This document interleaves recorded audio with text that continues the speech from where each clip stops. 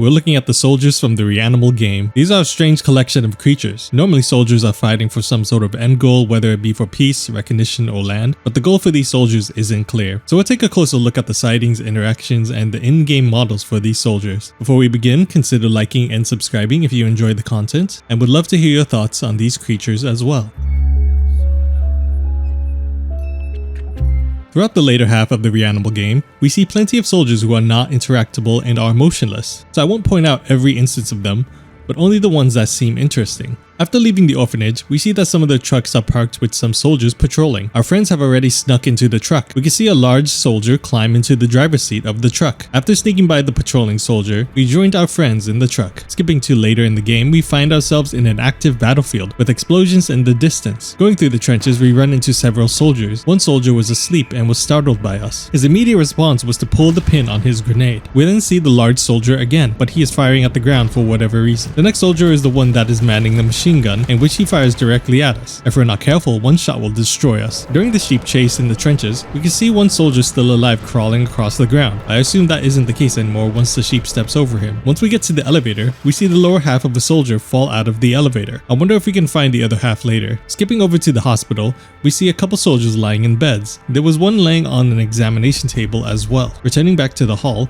we proceeded to cut the chain off this door, but a soldier with no legs started crawling towards us with the grenade. Rushing into the next room to avoid him, the explosion alerted the other soldiers in this room. They all began to pull their pins off their grenades. One of these soldiers squeezed through the opening in the door and proceeded to blow it up. We then had to run through the hall with a bunch of soldiers pulling their grenades, while trying to avoid their blast. The next soldier we can see is playing on the piano, but once he gets close enough, he is sniped by another soldier off in the distance. The soldier would then proceed to fire shots at us whenever exposed in the open. Just when we thought we were done with the exploding soldiers, there was one more that we can find chasing us through a small barbed wire field next to the plane wreckage. In the building, we can find more soldiers who have been hanged. I wonder if we could find any extra details on them later on. In the next section, we could find a sheep snacking on top of a pile of soldiers. Most are motionless, but when we drag down the one laying on the ledge, we find that he is still alive. But unfortunately for him, he is grabbed by the sheep and taken away. Past this door, we ran into another soldier who was getting ready to fire at us, but the sniper took care of him. We then avoided the sniper's shot until we got close enough to use a nearby rocket launcher to dispatch him. Moving onto this open battlefield, there are many wandering soldiers and many piles of bodies. The next soldier is the one manning a tank. Running behind cover to cover, we find a box of grenades to throw into the tank. The soldier inside tries to escape, but is eventually blown out. We then steal the tank and use it to protect us from the machine gunners ahead. The last area with the soldiers in this game is in the theater house. We can find many soldiers scattered around sitting on the chairs. After leaving the orphanage, we can get a better look at the soldiers waiting outside. We can see two thin soldiers and one large one by the trucks. The large one will close up the back of the truck and then climb into the truck as the driver. Following in with him, we can see how he barely fits inside as is. Putting our focus on the soldiers outside, one moved towards the left side of the area. If we get his attention, he will fire his weapon at us. If we get up close, we can see that he swings his bayonet to strike us down. Slowing the game down and pausing at the right time, we can see that their weapons do spawn a bullet which flies towards us. Once the bullet hits us, our player character will fall over. I even tried to see if he would react if I swung my crowbar at him, but he didn't even flinch at all and just finished me off with his bayonet. Next, I decided to mess with the soldier stationed by the trucks. If we're quick enough, he will try to fire a shot at us, but we can avoid the shots.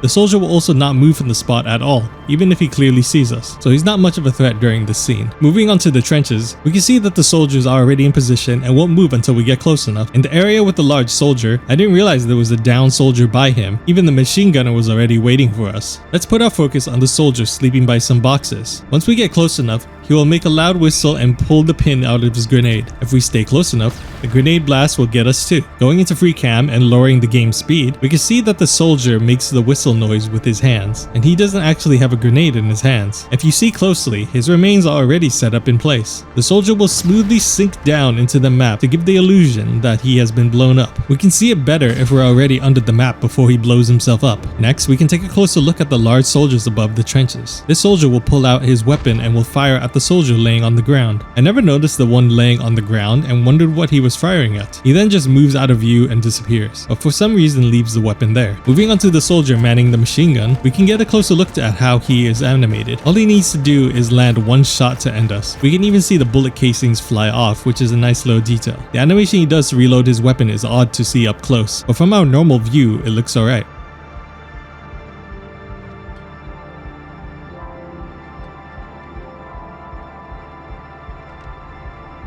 The soldier can also get our companions if he happens to hit us along with them. So we can see that our bandaged friend also got hit here. With the soldier's helmet, I decided to try to see if I could block his bullet fire, but it ended up just launching our player character far up into the air. But I could have sworn I saw sparks for when a bullet did hit my helmet. Next, I tried to hide behind the different cover to see if he could break the cover with enough shots. Looks like he just destroys the top box for effect, but the actual cover that we're behind stays fine. The next soldier that we can take a quick look at is the one that is crawling across while the sheep is chasing us in the trenches. This soldier doesn't really do much and doesn't really acknowledge us in any way. He's just there to get in our way during the scene. It would have been cool if he ended up grabbing us if we got too close. Shortly after, we can find an elevator and see how the scene with the soldier's lower body falling out. Adding some lights, we can see that the lower half of the soldier's body is already prepped up and standing. So here's a closer look at when the scene happens. Once the elevator reaches us, it will then just fall over when the door is open. When we take the elevator up, the doors behind us don't close and the lower half just goes up along with us.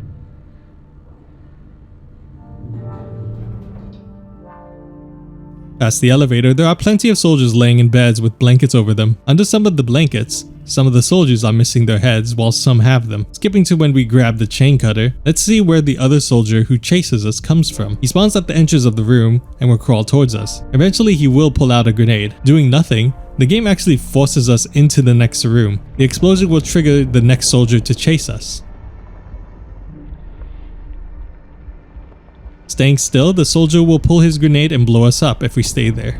This is pretty much the same for all the crawling soldiers with the grenades. Normally you would run through this room without turning back as all the explosions go off, but we can actually trigger each soldier one by one and run away from them until they explode. One soldier was having some trouble with his grenade. I took a closer look to see why, but it looks like the game just didn't let him move on his animation until I got close.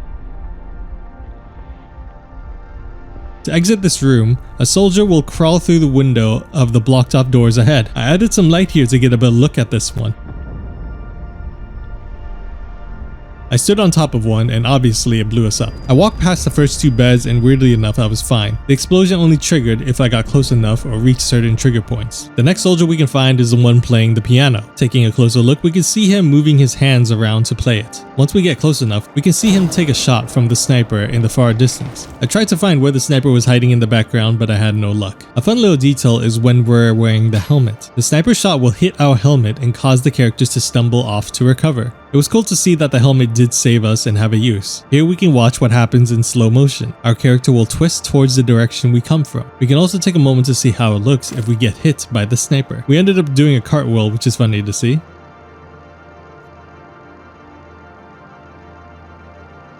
Next, I decided to see if it is possible to get to the top of the stairs by avoiding the sniper's shot. I baited the sniper to take a shot, and while he was getting ready for the next shot, I sprinted ahead for the stairs. The sniper does hit me with a shot, but with the helmet, I am able to make it to the top safely. In this area with the crashed down plane, a crawling soldier will spawn to chase us. It's a very easy chase to outrun, but I let him get me anyways. Moving into the next building, we can see that 4 soldiers have been hanged. Taking a closer look, a couple of them don't have a head, while a couple of them do, which is a weird choice if they're supposed to be hanged. So you can hit each body, but for some reason, I could not hit that last one on the far right for the life of me. You can also shoot your companion, which will earn you an achievement, something that I wasn't aware of, but the devs fully expected players to do. In the area with the giant sheep, we can find many more soldiers piled up. They are all motionless except the one that we pulled down from the ledge. As soon as he hits the ground, he will try to get up, but the sheep notices him and takes him away. He probably could have had a better chance if we didn't drag him down. Let's take a look at the soldier who tried to shoot us later on. Before going in, we can see that he is T-posed. Once we step into the room, we can watch at a slower game speed how the shot from the sniper was very fatal. We can see that the face of the soldier gets morphed as there is a large gap in the middle of his face now. This is a very cool little detail, but I feel like no one is ever going to normally see this. Getting closer to the clock tower, we can see a faint image of someone in there. Getting a closer look, I'm very surprised to see that the soldier in there was a very large soldier. This one though was in a completely different uniform color. This sniper is just sitting there on a tiny little chair in this clock tower, flinging shots at us. We can see that his face is also very distorted. Once we get close enough, we can grab a rocket launcher to aim at the sniper. But here is what it looks like if we decide to prematurely fire. Our character will be thrown back from the blast, and we can see the rocket leave the launcher. We're not dead in this instance, but we take a very long time to recover, but that's enough time for the sniper to take a shot at us. Now let's see how it looks when we actually aim at the sniper. We can see the rocket fly towards the clock tower. Once it hits the clock tower, we can see the building fall apart, and the sniper has another model ready to fall out.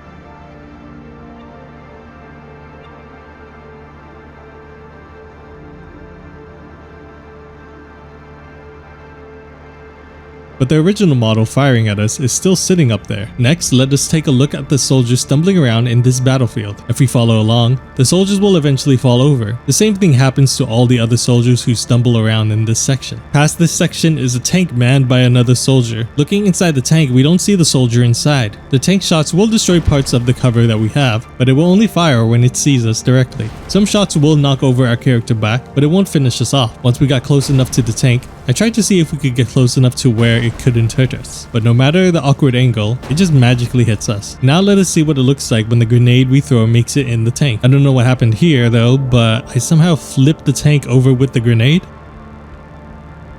I thought it was done for, but it still just blasted me at an insane angle. So now let us actually see what happens when the grenade works properly. Here we can see the soldiers crawl out of the tank.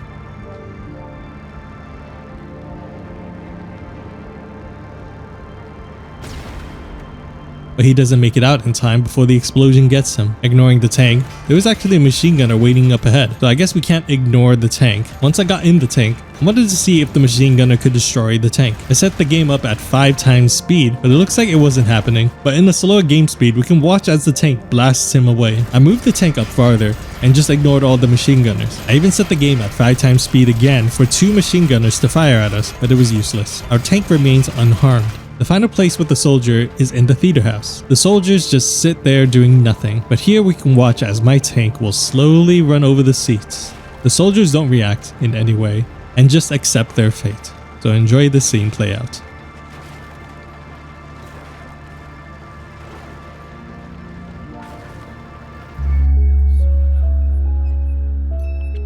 There are 2 models of the soldiers that we can find in this game. All except the sniper have the same uniform color. From what I could find, it looks to be based on a World War I British uniform. Aside from the face, the soldier looks very normal. The face is very distorted. All the soldiers have this type of face. I wonder what the reason was for the design choice. I guess to our group of kids, all the soldiers look the same and have this distorted, emotionless face. If this is just how our group sees the soldiers, then they don't see them as regular beings. But the buckethead friend also has the same face as these soldiers. The soldiers really are just full of mysteries. Another strange thing about this soldier's model is that there are another pair of legs underneath. Maybe his model was just planning to have his legs blown off at some point, and this is the one that they used for this instance. But as we can see, there is exposed bone and flesh here. The other soldier that we can find is the large one sitting in the clock tower. This soldier is wearing a different uniform from all the rest, which makes me assume that he is on the other side of whatever war was going on. We do see another version of this soldier with the same uniform, but I wanted to note this one since he is the only one that I could find with this specific uniform. His face is also the same as the others, as it is very distorted and unrecognizable, and the skin is also very chalky and pasty color.